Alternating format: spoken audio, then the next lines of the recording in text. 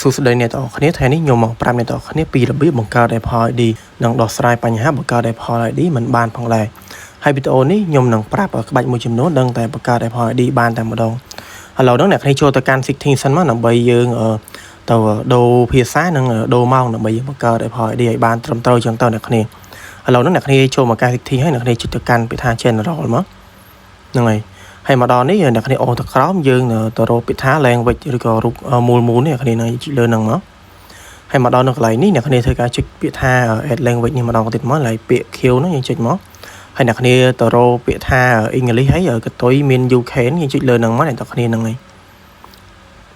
ហើយអ្នកគ្នាចុចពាក្យហ្នឹងហើយអ្នកគ្នាធ្វើការចុច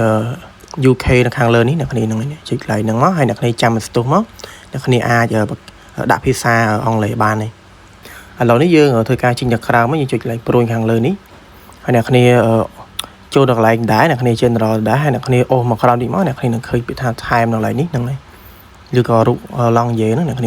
ាហើយម្ដងនេះអ្នកគ្នាចុចពាក្យថា Time ម្ដងទៀតហ្នឹងហើយដើម្បីយើងដូរម៉ោងទៅប្រទេសអង់គ្លេសអ្នកគ្នាយើងដាក់ London មកអ្នកគ្នាច្បាស់ជាស្គាល់ទីក្រុង London ហើយអ្នកគ្នាធ្វើការដាក់ទីក្រុងមួយហ្នឹងមកឥឡូវហ្នឹងខ្ញុំ reset ឃើញអ្នកគ្នានៅខាងលើនេះយើងចុចនៅលើហ្នឹងអ្នកគ្នាហ្នឹងហើយអ្នកគ្នាអាចវាយពាក្យដូចខ្ញុំបានតោះនេះពេលអ្នកគ្នាសេរីតាមខ្ញុំឲ្យអស់ហើយឥឡូវនេះទៅបង្កើត Apple ID ជាមួយបងប្អូនគ្នាហ្នឹងហើយពេលអ្នកគ្នាបង្កើតហើយអ្នកគ្នាកុំភ្លេចមកសេរីដាក់ទៅភ្នំពេញវិញផងដើម្បីមើលមកឲ្យបានត្រឹមត្រូវអញ្ចឹងហើយម្ដងហ្នឹងអ្នកគ្នាចុចពាក្យថា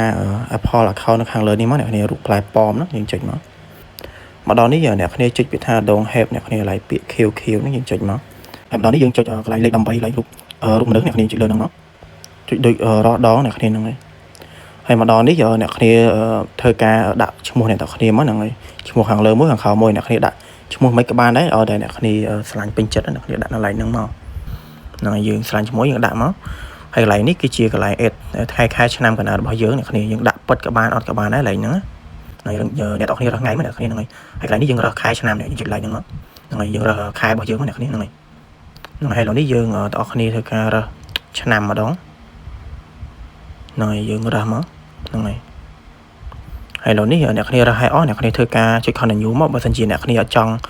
់ញ៉ៃច្រើនទេអ្នកគ្នាអាចរើសតាមខ្ញុំបានដល់នេះបើសិនជាអ្នកគ្នាមាន Gmail អ្នកគ្នាអាចដាក់ Gmail អ្នកគ្នានៅខាងលើនេះបានហ្នឹងហើយសម្រាប់អ្នកគ្នាមាន email ស្រាប់បើសិនជាអ្នកគ្នាអត់ទាន់មាន email ទេអ្នកគ្នាចុច do not នៅកន្លែងក្រោមនេះអ្នកគ្នាកន្លែងពាក្យ QQ ហ្នឹងអ្នកគ្នាហ្នឹងហើយដល់នេះយើងចុច email address ខាងលើនេះអ្នកគ្នាកន្លែងពាក្យ Q ដូចគ្នាយើងចុចមកហើយម្ដងនេះអ្នកគ្នាធ្វើការដាក់ឈ្មោះ iCloud អ្នកគ្នាមកអ្នកគ្នាហ្នឹងហើយយើងដាក់ឈ្មោះយើងខាងលើហ្នឹងមកឥឡូវនេះខ្ញុំបានដាក់ឈ្មោះ iCloud ខ្ញុំហើយអ្នកគ្នាដាក់កុំភ្លេចលេខខ្លះផងហើយពេលអ្នកគ្នាដាក់ឈ្មោះហ្នឹងហើយកុំភ្លេចកត់លេខឈ្មោះនៅកន្លែងនេះហើយនឹង iCloud អ្នកគ្នានេះផងខ្ញុំកត់មកជួរហ្នឹងអ្នកគ្នាហ្នឹងខ្ញុំកត់ទាំងឈ្មោះទាំងលេខទាំងមូលនេះហើយនឹង iCloud ចុចហើយ .com អ្នកគ្នាកត់ទាំងផងអ្នកគ្នាហើយអ្នកគ្នាចុច continue មកហ្នឹងហើយកន្លែងនេះក៏សំខាន់ដែរអ្នកគ្នាកុំភ្លេចកត់ផងហើយឥឡូវនេះអ្នកគ្នាចុច email address ម្ដងទៀតមកដើម្បីយើងបន្តទៅមុខទៀតអ្នកគ្នាហ្នឹងហើយឥឡូវនេះពេលអ្នកគ្នាមកដល់ហ្នឹងអ្នកគ្នាធ្វើការដាក់លេខកូដ Apple ID អ្នកគ្នាចូលមកអ្នកគ្នាដាក់លេខកូដជាអក្សរលេខដំបូងជាអក្សរធំហើយកុំភ្លេចលេខខ្លះផងដាក់ធ្វើម៉េចឲ្យលើស8ខ្ទង់ទៅបានត្រឹមត្រូវអ្នកគ្នាយើងដាក់ខាងទី2ម៉េចទី1ហ្នឹងអញ្ចឹងដែរអ្នកគ្នានឹងដាក់ឲ្យដូចគ្នាទាំងពីរមកហើយអ្នកគ្នាដាក់ហើយអ្នកគ្នាចុច continue ទៅអ្នកគ្នាហ្នឹងហើយអ្នកគ្នាចុច continue ទៅហើយអ្នកគ្នាចាំ play ទៅអ្នកគ្នាហ្នឹងហើយមកដល់នេះអ្នកគ្នាត្រូវមានលេខទូរស័ព្ទថ្មីហើយបើសិនជាលោតតងជាតិផ្សេងអ្នកគ្នាត្រូវការចុចដូចខ្ញុំហើយទៅរក885 Camodi អ្នកគ្នាហ្នឹងហើយអ្នកគ្នាធ្វើការដាក់លេខទូរស័ព្ទថ្មីដែលមិនធ្លាប់បង្កើត Apple ID ពីមុនទៅបង្កើត Apple ID បានអ្នកគ្នាកន្លែងហ្នឹងក៏សំខាន់ដូចគ្នាពេលអ្នកគ្នាដាក់លេខទូរស័ព្ទអ្នកគ្នាចូលហើយអ្នកគ្នាត្រូវការចាំ Apply មកក្រុមហ៊ុន Apple គេនឹងផ្ញើលេខកូដហ្នឹងចូលទៅកាន់លេខរបស់អ្នកគ្នាហើយអ្នកគ្នាត្រូវការចូលទៅកាន់លេខមួយហ្នឹងហើយអ្នកគ្នាយកលេខកូដមួយហ្នឹងមកយកមកដាក់នៅកន្លែងហ្នឹងទៅអ្នកគ្នាអាចចុច continue បន្តទៅមុខទៀតបានដូចគ្នាហ្នឹងហើយមកដល់នេះចុច agree មកអ្នកគ្នាហ្នឹងហើយពាក្យ QQ ហ្នឹងហើយអ្នកទាំងគ្នាធ្វើការចាំ apply មកហ្នឹងហើយហើយវីដេអូហ្នឹងបើសិនជាអ្នកគ្នាពេញចិត្តច្រើនកុំភ្លេចជួយចុច subscribe ឲ្យខ្ញុំអ្នកមួយផងដើម្បីបានវីដេអូ channel ហ្នឹងថ្មីពីខ្ញុំមិនគេឥឡូវនេះហើយអ្នកគ្ន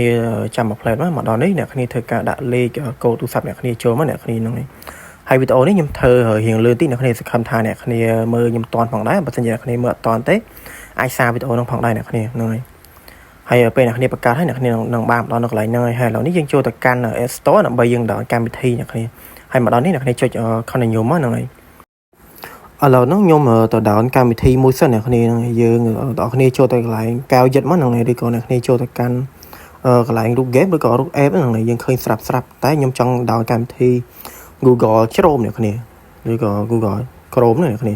ហើយម្ដងនេះអ្នកគ្នាចុច get មកអ្នកគ្នាហ្នឹងចុច get លើកម្មវិធីដែលអ្នកគ្នាចូលចិត្តមក